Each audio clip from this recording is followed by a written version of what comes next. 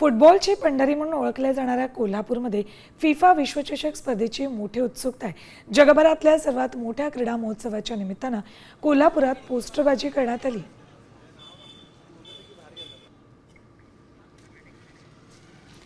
FIFA विश्वचषक आजपासून सुरू होतोय आणि त्यानिमित्तच कोल्हापुरात मोठा उत्साह दिसतोय। कोल्हापूरकर म्हटलं की फुटबॉल प्रेमी हे त्यांच्या नावापुढचं समीकरण अत्यंत महत्त्वाचं आहे। कोल्हापुरातील फुटबॉल प्रेमींशी याचबाबत बातचीत केली आमचे प्रतिनिधी रणजित माजगावकर यांनी।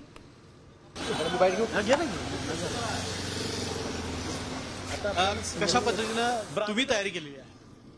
आज सांगायला झाले तर पहिला मंगळवार पेठेतून प्रॅक्टिस क्लब हा 1927 सालचे स्थापना क्लबची आहे आणि महाराष्ट्रात नव्हे तर अख्ख्या इंडियामध्ये कोल्हापूर फुटबॉलचं प्रेमी आहे।